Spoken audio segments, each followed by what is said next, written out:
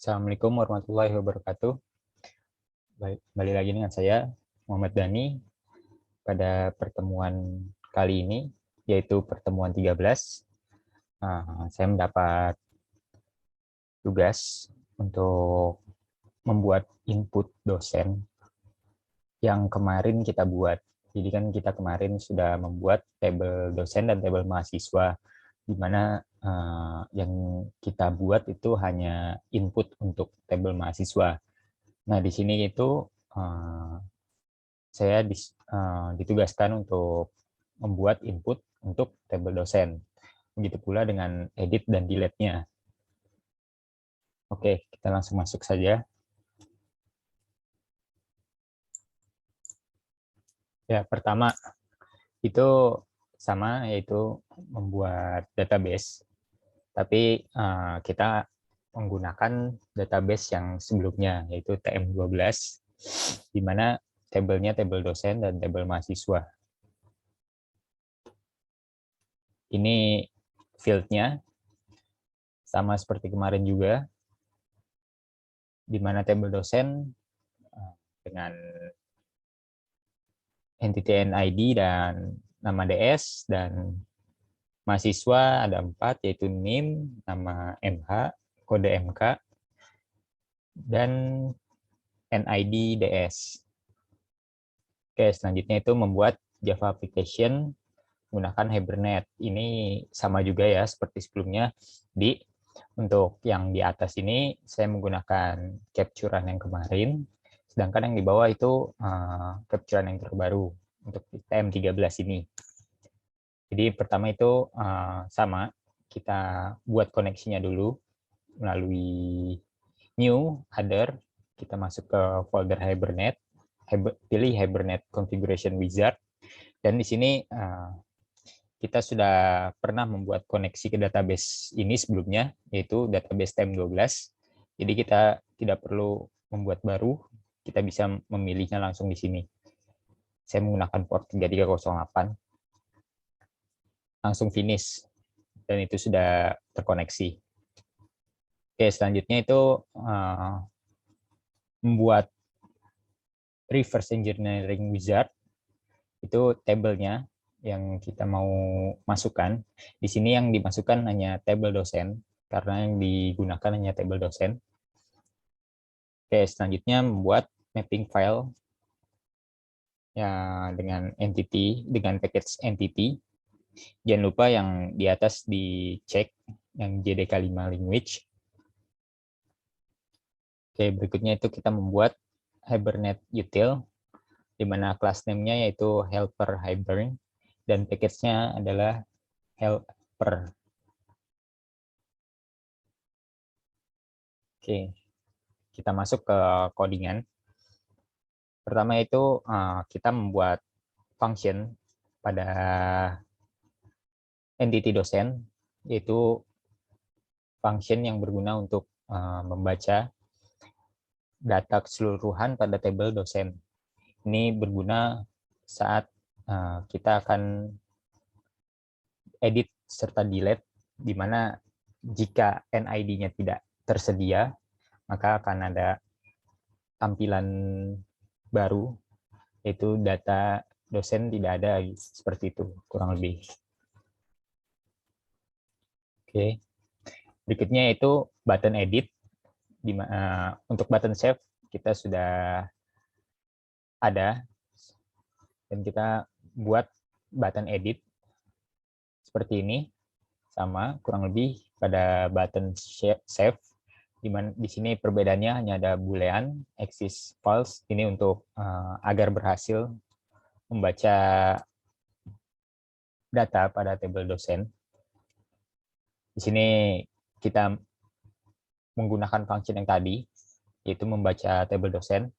Ini untuk menyamakan NID-nya, apakah sudah ada pada tabel dosen atau belum. Dan jika belum, maka jika sudah, maka data akan diedit sebagaimana yang ada di text field. Dan jika NID tidak tersedia, maka akan muncul message seperti ini, dosen tersebut belum terdaftar. Artinya itu dosen dengan NID tersebut belum ada pada tabel, jadi bisa menggunakan tombol save. Berikutnya, button delete. Oh ya, untuk yang sebelumnya, button edit, perbedaannya juga ada terletak di sini, S titik update, di mana sebelumnya itu save and update, itu untuk tabel, untuk button save, di sini untuk button update atau edit, maka kita gunakan dot update. Kalau kita menggunakan save and update juga, maka kita tidak akan mendapat message seperti ini. Jadi dia bisa langsung save. Oke, berikutnya button delete. Ini sama seperti button edit. Ada boolean, false, dan di sini bedanya di sini dot delete, di mana button edit itu dot update. Sama juga di sini kita membaca NID yang dimasukkan, NID yang diinput pada text field, kita mencocokkannya apakah ada pada tabel atau tidak. Jika ada pada tabel, maka data akan dihapus dengan NID tersebut, dan jika tidak ada, maka akan muncul message seperti yang sebelumnya, yaitu dosen tersebut belum terdaftar. Oke, jadi untuk outputnya seperti ini. Ini untuk tombol save. Ini tampilan awalnya, dan saya input nama serta NID, dan klik save, maka akan muncul message seperti ini, data telah tersimpan. Artinya data sudah masuk ke database pada tabel dosen. Oke, berikutnya itu output untuk button edit. Di sini saya mengedit lagi yang sebelumnya saya masukkan, di mana NID-nya 005 sama, dan namanya saya ubah menjadi Asep Suteja. Ini jika berhasil diedit, dan ini message jika NID tidak tersedia dan tidak berhasil diedit.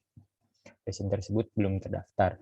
Misalnya di sini saya masukkan NID 006, maka akan muncul message seperti ini karena dosen dengan NID 006 belum terdaftar.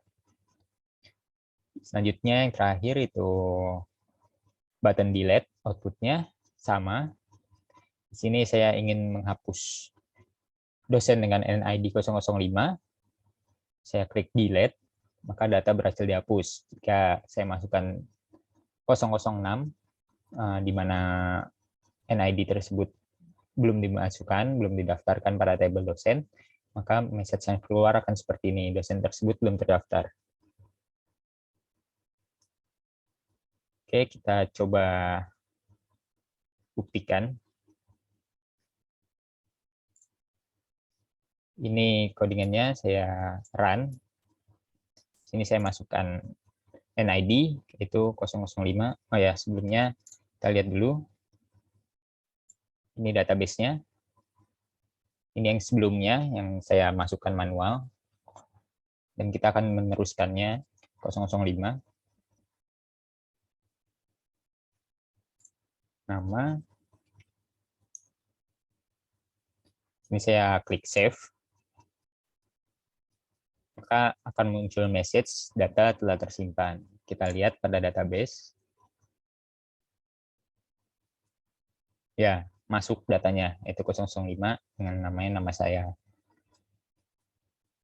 Oke.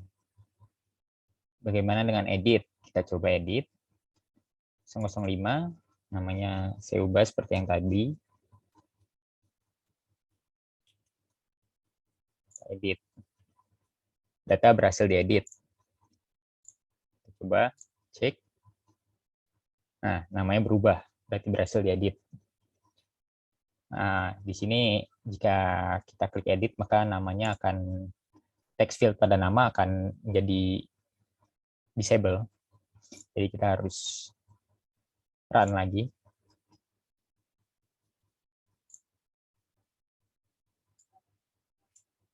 Kita coba edit dengan NID dosen 006, di mana NID tersebut tidak tersedia pada database. Kita coba edit. Nah, message yang muncul akan berbeda, yaitu dosen tersebut belum terdaftar. Karena dosen dengan NID 006 tidak ada pada database. Selanjutnya yang terakhir yaitu delete. Kita mau coba delete. Kita delete yang tadi 005. Untuk delete sebenarnya kita hanya perlu memasukkan NID-nya saja. Bisa kita delete data tersebut karena yang dicocokkan hanya NID. Oke, di sini saya coba menghapus NID 005. Kita delete. Data berhasil dihapus. Kita lihat pada database. Data dosen dengan NID 005 berhasil dihapus. Sama seperti yang sebelumnya, kita coba NID 006 yang tidak tersedia pada database, kita coba delete. Message-nya akan berbeda. Dosen tersebut belum terdaftar. Oke, sekian dari saya. Kurang lebihnya mohon maaf. Wassalamualaikum warahmatullahi wabarakatuh.